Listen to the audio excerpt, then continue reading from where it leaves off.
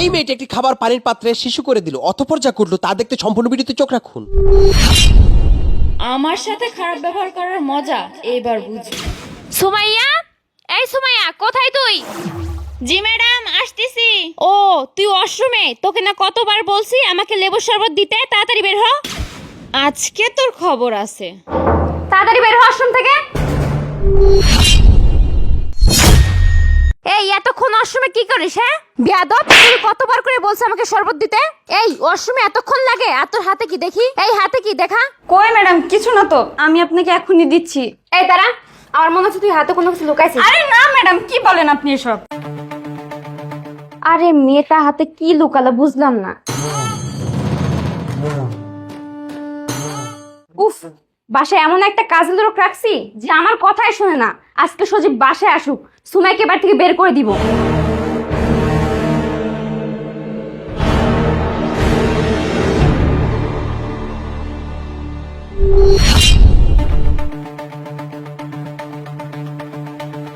আরে এই সুমাই, এই আর কতক্ষণ লাগবে শরবত আনতে?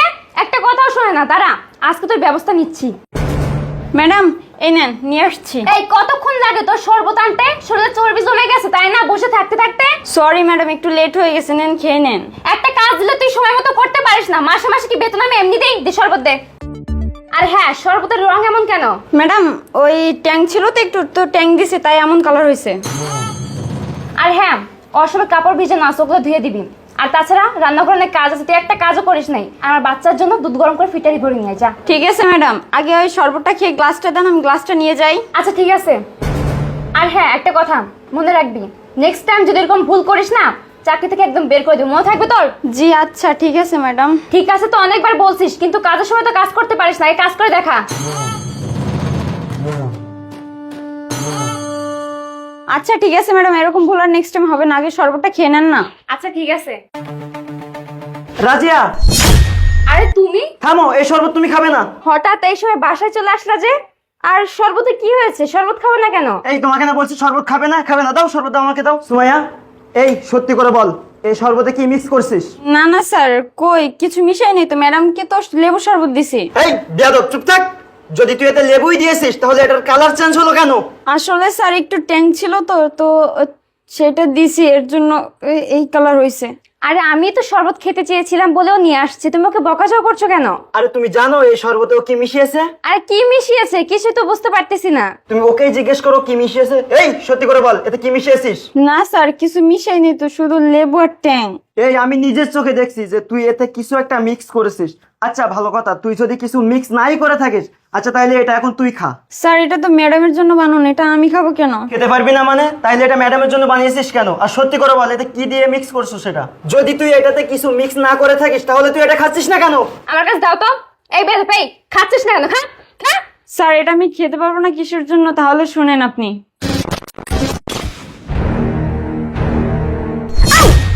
সুমাইয়া, এই সুমাইয়া, কোথায় তুই? জি ম্যাডাম, কি হয়েছে ম্যাডাম? এই তোকে আমি কতবার বলছিলাম যে এই জায়গাটা আমার বাচ্চা প্রস্রাব করছে, এটা ওয়াশ করতে, তুই করিস নাই কেন? এখন তোর পায়ে ময়লা লাগছে, এখন কি করব? তুই এটা পরিষ্কার করবি, কর। নি পরিষ্কার কর, কর। তুই তো পরিষ্কার কেন? কি করছেন আপনি? এসব আমার লাগছে তো তো। বলছ না, একদম চুপ, একটা কথা বলবি না। নে খা, এটা যেতে খা। নি নি, তুই এই ভুলটা করছিস না, নি খা। ম্যাডাম আপনি এটা কি করলেন ম্যাডাম? কি করলাম দাঁড়া দেখাচ্ছি। তোর না দে, তোর না দে, আমি পা মুছবো। দেখ, সময় মতো কাজ করতে বললে কাজ করিস না তাই না? এটা তোর শাস্তি। ম্যাডাম আপনি এসব কি করছেন ম্যাডাম? সময় মতো কাজ করতে বলতে কাজ করিস না, রান্না করিস কেন? নি তোর না।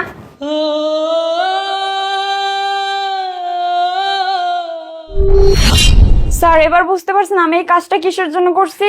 ওকে কি আমি মাসে মাসে এমনি বেতন দেই? ও আমার কথা শোনে না বলে আমি এই কাজটা করছি। হ্যাঁ আমি মানছি সে আমাদের বাসায় কাজ করে, সে আমাদের বাসায় কাজের লোক, তাই বলে তুমি তাকে দিয়ে ছোট বাচ্চার প্রস্রাব? ছি ছি ছি রাজিয়া, ছি।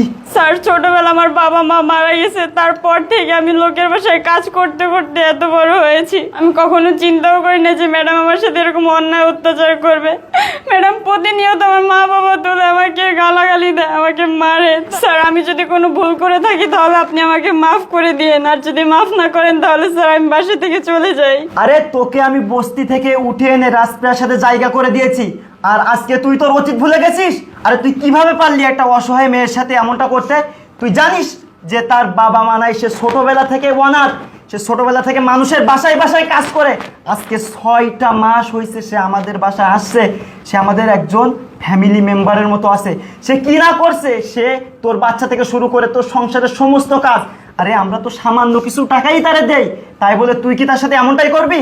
আরে তুই পড়বে কি শ্রী, তুই কি ভেবে দেখেছিস কোনোদিন? তোকেও তো আমি ওই বস্তি থেকে এনেছিলাম নাকি? এখন কি তোর চোখে পর্দা পড়ে গেছে? আর শোন, ভালো করে শুনে রাখ, আজ থেকে তোর শাস্তি কি জানিস?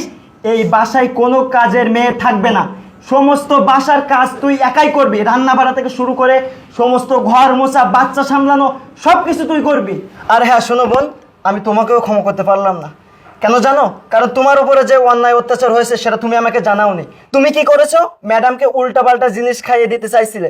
না জানি রাগের মাথায় তুমি কবে আমাকেও বেশ খাইয়ে দিতে পারো। আর হ্যাঁ, যাওয়ার আগে একটা কথা, তুমি যেখানেই কাজ করো না কেন, যে বাসাতেই কাজ করো না কেন, রাগের মাথায় উল্টাপাল্টা কখনোই কিছু করবে না। বোন যাও, তুমি চলে যাও, যাও। আরে তুই এখনো দাঁড়িয়ে আছিস কেন? এখানে যা, রান্নাঘর যা, রান্নাঘর যা। প্রিয় দর্শক, গৃহকর্মীদের উপর অত্যাচার থেকে বিরত থাকুন, কারণ আপনার সাথে এমনটা হতে পারে। ভিডিওটি ভালো লাগলে অবশ্যই শেয়ার করে দিবেন, সবাইকে দেখার সুযোগ করে দিবেন।